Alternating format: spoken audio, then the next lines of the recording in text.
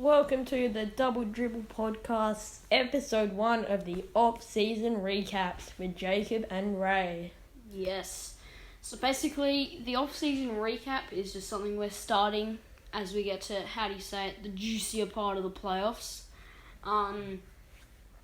It's basically where we recap what teams will do, what we think they will do, salary cap situation, and we're gonna just we'll start it now, and then when the off season rolls around, it'll start to be our main source of videos. So we'll start off with the 15th seed Orlando Magic in the East. Not a great season as for the past few. Yeah, so they finished 15th in the Eastern Conference. But not a great season, but what does that give them? The number 1 pick in the league.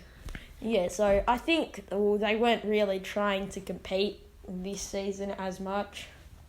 When was the last time they actually tried to compete though? Yeah, not long ago. Fair whack. Well, since didn't they make the finals in the bubble? Playoffs in the bubble, not finals. Damn. Sorry, it's 10 o'clock at night. We're both cooked. I think they might have. Yeah, so they won 22 games and 60 losses, which is embarrassing, to say the least. But they did end up winning the lottery, which is what they were aiming for. And they look like, and many sources say that they're going to draft 7-foot center out of Gonzaga, Chet Holmgren. Sorry if I'm mispronouncing that. Let's just hope that Orlando don't do a classic Orlando and screw it up and draft someone that no one's ever heard of. Yeah, they're basically certain to take somebody out of the top 3. Yeah. Chet, Jabari Smith, or Paolo Banchero. But I think Chet Holmgren, he's the way to go. I think that they'll like that kind of partnership with Jalen Suggs. And France and that young core. And if, obviously, Suggs might, based on the first season, he wasn't amazing. But hopefully he will be better in his second season. And Holmgren, well, you can probably... I'm not really sure what his stats are at the moment from college. But you can probably expect that he'll come in the league and he'll do a bit of dominating. Oh, I got him now. So he averaged 14 and 10 a game, which is pretty good numbers with 4 blocks. And 2 assists on 60% from the field. And 39% from 3, which is excellent. That's exactly the sort of build for a big man in the current... I mean, one thing you'd hope is he gets more boards than 10, obviously being a 7-footer. And obviously Orlando weren't exactly the best in a lot of things this season, but I'm not really sure if Orlando excelled in rebounding. Yeah, so he's the sort of typical big man in today's NBA. Around, big block shots, not as, He doesn't score a whole bunch. He's not like a big sort of bulkier, hit the paint big man. He's a good shooter, as we saw in the 39% from 3, and he blocks a lot of shots. So he's, you call him a unicorn? But it's not really a unicorn anymore. Yeah. It's just almost just different versions of that. So I think you can probably expect Orlando to take them out of Chet out of the draft, and then OKC will take one of the other 2. Yeah. But talking about the players they currently have, they're pretty locked up on their top few people. So they've got John Isaac, Markelle Fultz, who are both earning around $17 million. Markelle Fultz it's a bit unfortunate. Wendell Carter earning about $14 million. But obviously for the next multiple seasons. With Chet coming in, what happens to Wendell Carter. But Chet, I reckon they could work well, because Chet could play the 4 and stretches. What? Just run like a massive lineup and have Isaac at the 3, Carter at the 5, and Chet at the 4, and then you could have Suggs and Cole Anthony. Like, you can definitely see that.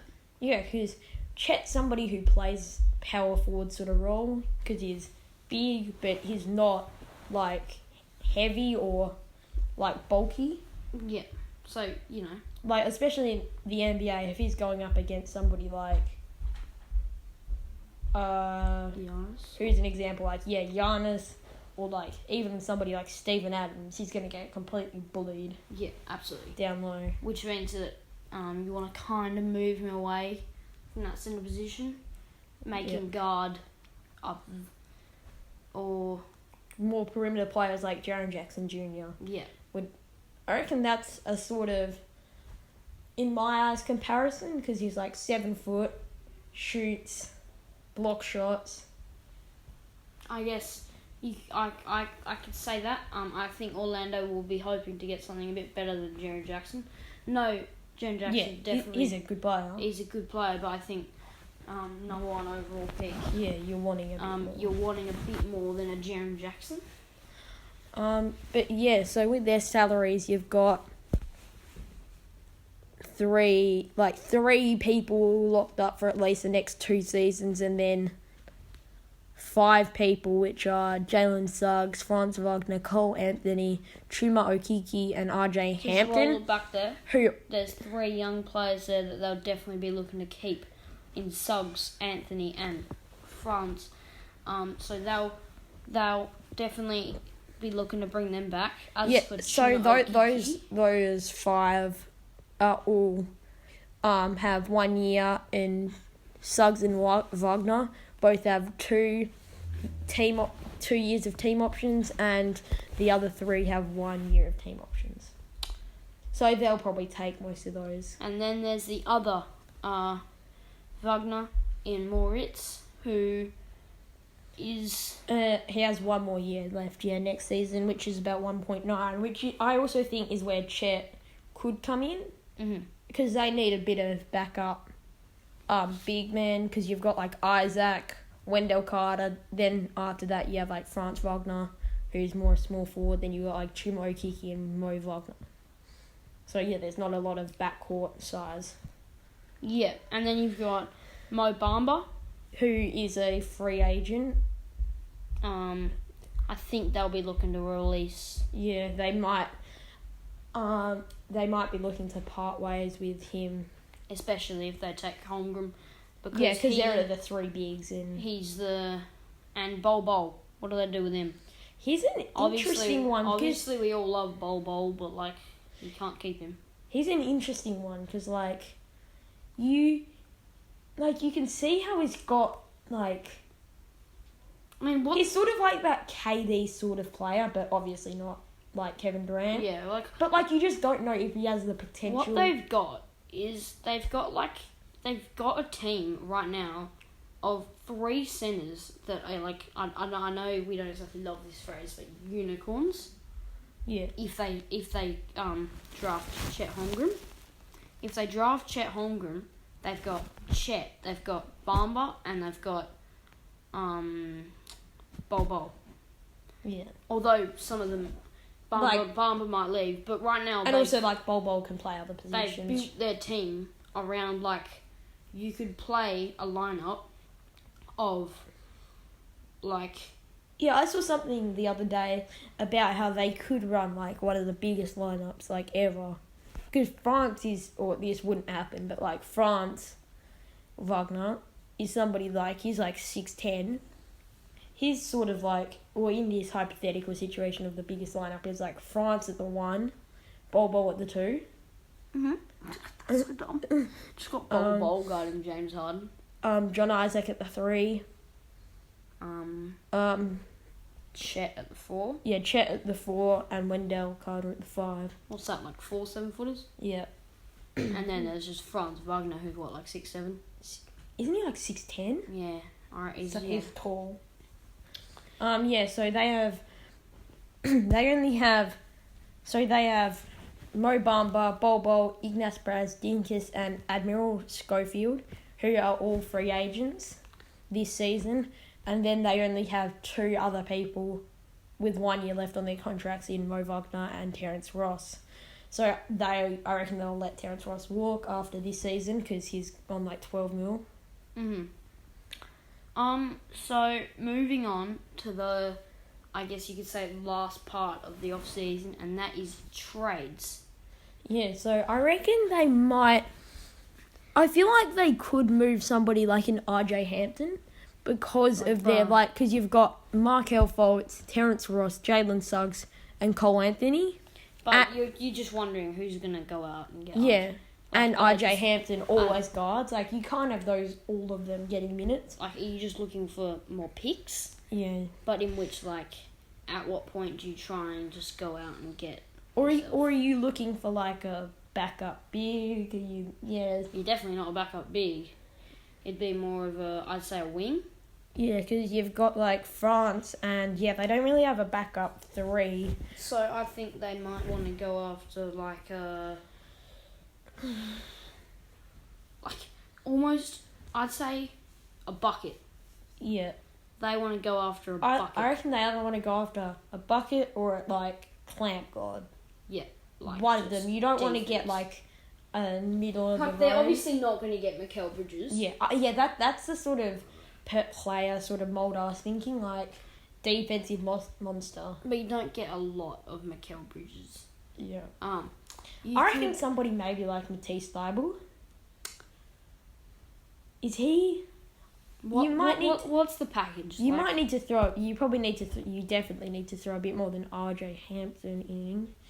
Most of these guys are in free agency. There really is no one. Because you don't want to trade, like, part of your future, like Cole Anthony or Jalen Suggs. But then you look at it, then you've got, like, Chuma Ukiki and Bol Bol, who they're probably not going to take as a valuable asset. And you don't want to throw in a future first. So they're kind of stuck. In terms of... Because they don't have they have RJ Hampton as their main trade piece and a couple other people that are kind of like... Unless they're willing to trade... Like, Terence Ross, maybe. Moritz Wagner. Like, that's the only other... I feel like... I don't think they would, but, like... I feel like they could trade Terence Ross to a team like OKC, who have the money. But then, number one, what do OKC want to do with Terence Ross? And number two... But I feel in what world did OKC give up anything for Terence Ross? Like... But I think that... what OKC have been doing has been they've taken on, like, they've given up not a lot for somebody like, not Terence Ross, but like somebody on a big contract. Yeah. And then they've got a first round pick in in return, and they haven't given up a lot. So, like, they might give up Kenrich Williams, but like Kenny Hustle. That's not... I reckon they could go, like, give us somebody, like, Kenrich Williams for, like, for... The other guy, I'm not really sure of his stats, and I don't really look into him much. I'm not really sure, but Darius Baisley, like, he's earning $4 million, which is interesting, because... It's not too much money. I'm pretty sure. I'm mostly sure he's tall.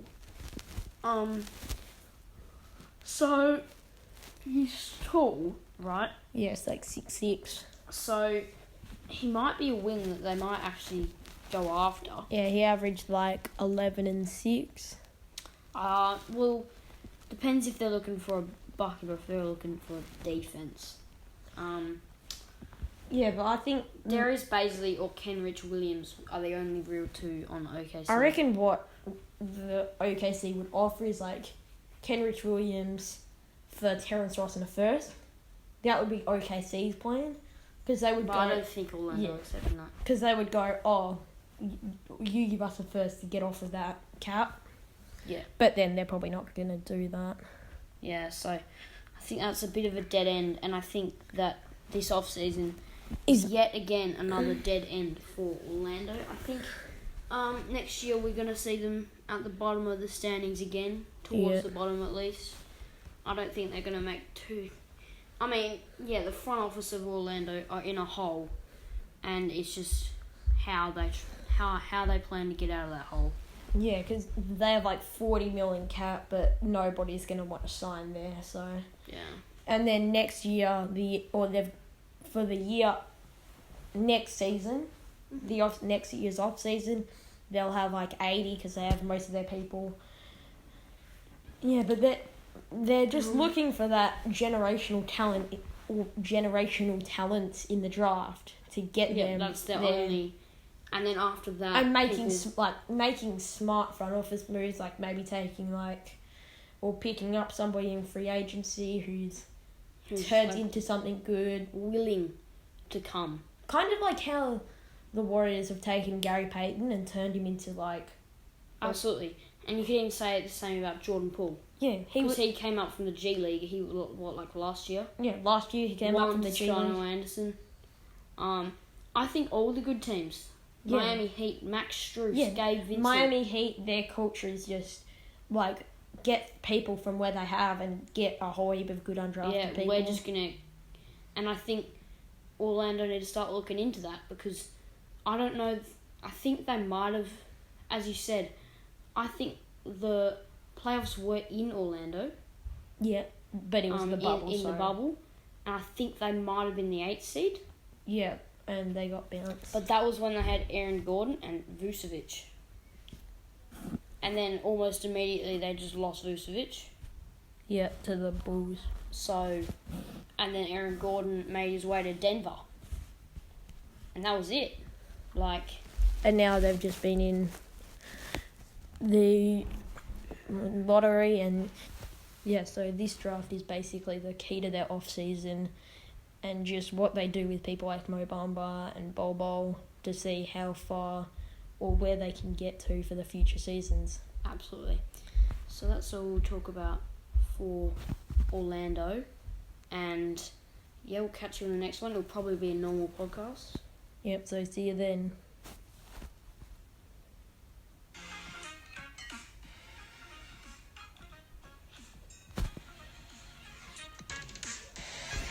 Yeah, so this